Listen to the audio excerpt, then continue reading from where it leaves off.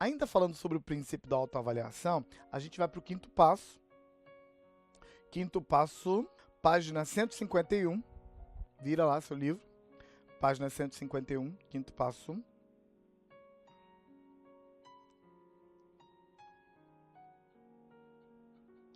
Prontos? Quinto passo. Eu vou convidar você para ler junto comigo. Eu conto até 3 e vocês leem junto comigo, tá bem? 1, 2, 3. Admitimos perante Deus, perante nós mesmos e perante outro ser humano a natureza exata de nossas falhas. De novo, 1, 2, 3. Admitimos perante Deus, perante nós mesmos e perante outro ser humano a natureza exata de nossas falhas. O que o quinto passo dentro dessa visão que nós estamos trabalhando, o que o quinto passo tem a ver com autoavaliação? O lance é que nossa autoavaliação só vai estar completa até a nossa autoavaliação, ou quando a nossa autoavaliação for contemplada por alguém além de nós. Nós nunca vamos estar realmente, ou nunca vamos estar sendo realmente sinceros até que alguém mais veja o que nós estamos vendo. A coisa funciona assim. Enquanto eu estou lidando com a minha dor, enquanto eu estou lidando com a minha história só dentro de mim, a minha história produz tanta dor que ela me embriaga a ponto de fazer com que a minha interpretação dessa minha história seja uma interpretação baseada na dor. Talvez você já tenha experimentado o seguinte fenômeno que eu vou descrever para você. Você tem uma história na sua cabeça e nessa história você é a vítima. E aí você se sente vítima, você se sente mal com relação àquela situação, porque fulano te fez mal, fulano te tratou mal. Até que num dado momento você vai contar essa história para alguém. E quando você está no meio da história em que você é vítima, você se pega torcendo certos fatos. Quando você vai contar aquela história onde você foi a vítima, num dado detalhe, você dá uma mudadinha de leve no detalhe, em busca de ter razão para a pessoa que está te escutando. Aí, enquanto você muda o detalhe, você pergunta para si mesmo, secretamente, lá no seu coração, por que eu mudei o detalhe? Por que eu fiz aquele detalhe ser diferente? Ora, porque eu queria que fulano que estava me escutando me desse razão. Só nessa hora você se dá conta que a história não é exatamente o que você estava contando para você. Então,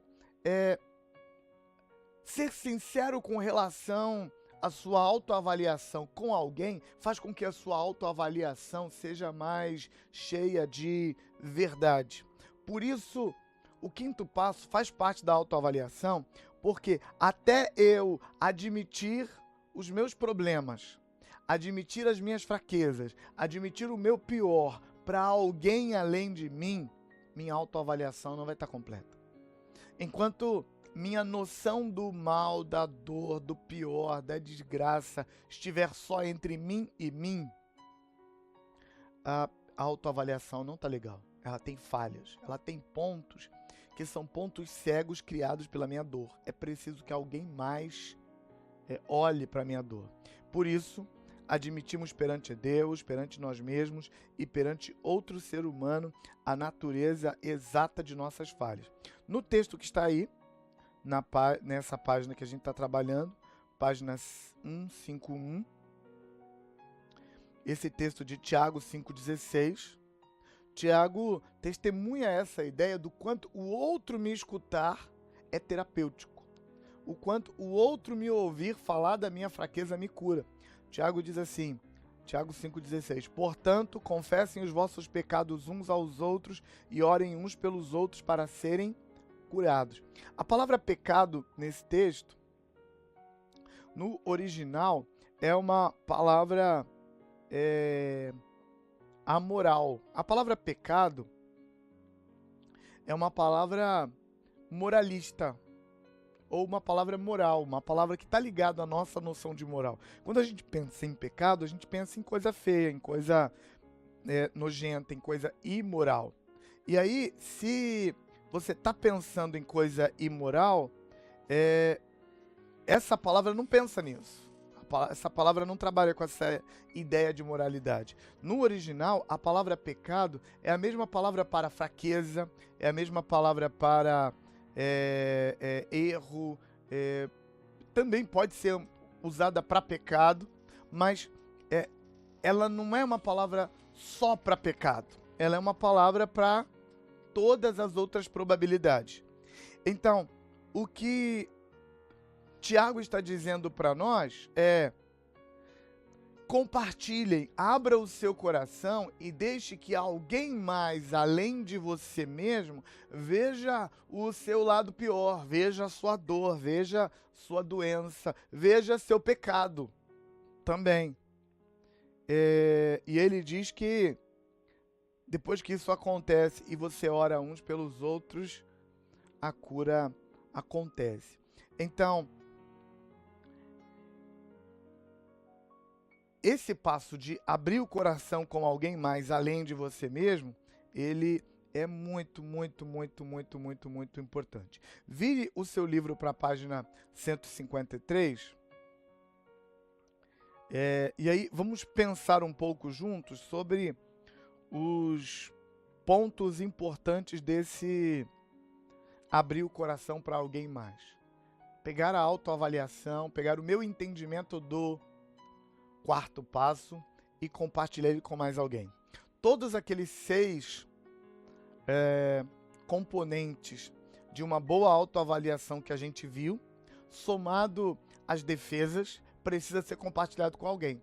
Alguém mais tem que saber dos 6 componentes da minha autoavaliação e alguém mais tem que saber das defesas que eu construo para proteger a minha dor. Eu preciso compartilhar aquilo. Na página 153, aí no alto da página, está escrito assim, ó, em primeiro lugar. Na frente do em primeiro lugar, eu quero que você coloque o número 1 e circule.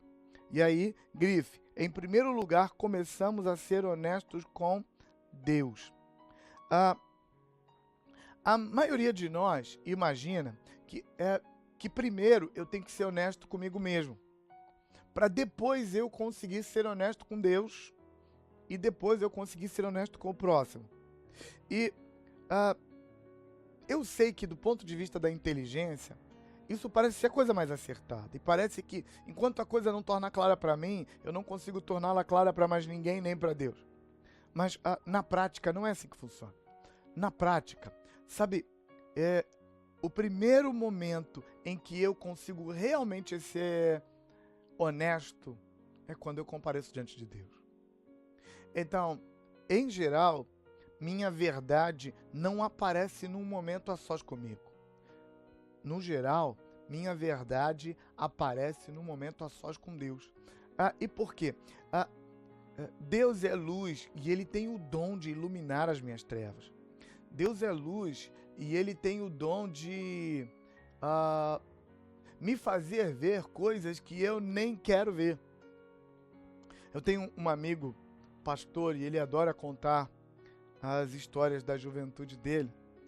E ele, às vezes, conta que, enquanto jovem, ele frequentava uma igreja pentecostal, onde havia muitos profetas com dons de profecia, e que muitas vezes esses profetas procuravam as pessoas que haviam cometido algum deslize, algum pecado, e liberava uma palavra profética e dizia para aquela pessoa assim: você pecou e você fez isso e isso e isso.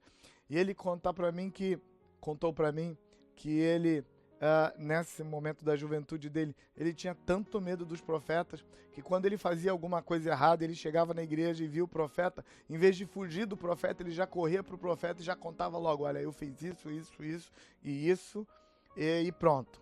Porque aí ele não ficava lá curtindo o medo do profeta achar ele no meio do culto e falar para ele o que ele havia feito de errado. Eu conto essa experiência para ajudar você a entender o que Deus faz com a gente. Sabe, tem coisas escondidas no fundo do nosso coração, decisões, pecados, padrões de comportamento que nós escondemos até de nós mesmos. Mas essas coisas que nós escondemos de nós, elas não resistem à luz de Deus. Sabe, aquele olhar de fogo de Deus que nos atravessa e faz ver que a gente pecou, que a gente errou, que não estamos mais andando na santidade que Ele planejou para nós. Estar diante de Deus faz isso. E a honestidade definitivamente começa com Deus. Infelizmente, eu digo infelizmente mesmo, porque infelizmente, o nosso bem-estar não é a razão suficiente para a gente ser honesto. Infelizmente. A honestidade, a transparência, ela traz um conjunto de benefícios muito forte para a gente, enquanto indivíduo, nos abençoa muito, faz a gente viver livre, leve e solto, faz a gente lidar com os relacionamentos de forma mais funcional. Contudo, esse benefício não é razão suficiente para a gente ser honesto.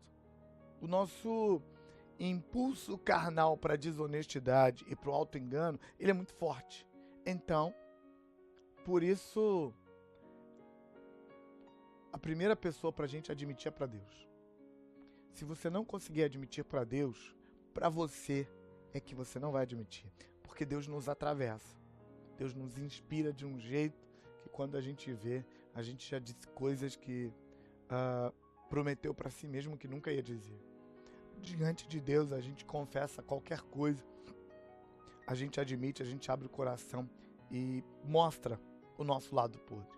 E a parte boa é que esse mostrar o lado podre para alguém, e começando por Deus, é que isso vai gerar cura. Vai nos sarar.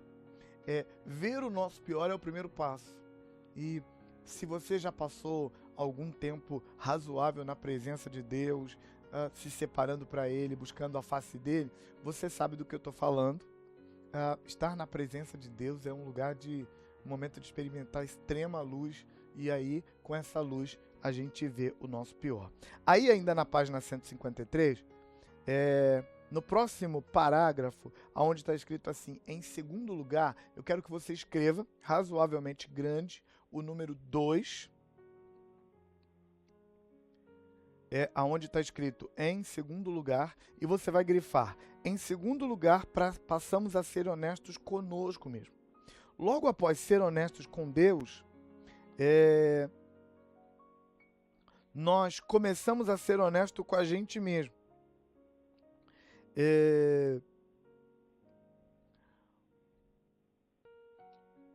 Essa honestidade que a gente aprende no segundo passo conosco mesmo está ligado à nossa tendência de sutilmente nos enganar, sutilmente transformar padrões doentios em coisas mais nobres. Mas quando a gente é honesto diante de Deus, ser honesto diante da gente mesmo passa a não ser tão difícil. Mas me deixe te dar um exemplo de áreas em que nós enobrecemos sensações mesquinhas. Por exemplo, se um amigo seu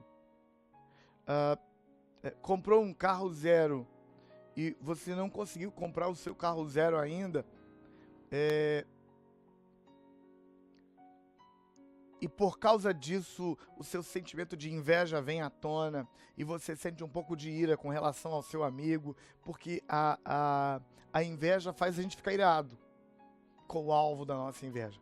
E aí, se você sentiu inveja desse seu amigo e ficou se sentindo mal com relação a ele, poxa vida, ele consegue, eu não consigo, é só ele que consegue, por que Deus não me abençoa também, por que as coisas não dão certo para mim, isso é injusto, isso é inveja. Mas nós não gostamos de chamar de inveja. Por quê? Porque inveja é um sentimento mesquinho. Naturalmente, quando a gente sente essa sensação de inveja, qual é a nossa reação? Naturalmente, a gente disfarça a nossa inveja de um outro sentimento mais nobre. Então, em vez da gente admitir e dizer, eu estou com inveja, a gente começa a dizer: eu não suporto a soberba, o orgulho de fulano. Foi só ele comprar um carro novo que ele ficou todo metido a besta. Na verdade, o sentimento é meu, mas eu não consigo admiti-lo. Como eu não consigo admiti-lo, eu transformo esse sentimento em alguma coisa mais bonitinha. É por causa dessa tendência para se enganar é que nós precisamos ser honestos com a gente mesmo. Vire para a página 154, e aí o David trabalha uma tendência diabólica, uma tendência de Satanás, que às vezes opera em nós. O David trabalha alguns exemplos em que Satanás nos engana. Usando, olha aí no seu livro, sexo para distorcer amor, viu aí? Sexo para distorcer amor, primeiro ponto. Segundo ponto, prazer para distorcer alegria. Religião para distorcer fé. Relativismo e falsa culpa para distorcer culpa verdadeira, que é importante. Expectativas humanas para distorcer a esperança. Autoritarismo para distorcer disciplina saudável. Abandono das regras para distorcer verdadeira liberdade. E meias verdades para distorcer a verdade. Isso é natural na gente. E quando a gente começa a ser honesto primeiro com Deus, o próximo passo é a gente começar a ver coisas em nós que nós não víamos normalmente. Porque a gente não quer ver o nosso pior. Porque ver o nosso pior dói. Ver o nosso pior mexe com a nossa autoimagem. Então, como ver o nosso pior mexe com a nossa autoimagem e dói, a gente não quer ver. Mas começa com você ser honesto com Deus. Aí você ganha força da parte de Deus para ser honesto consigo mesmo e você começa a perceber isso. Aqui na página 150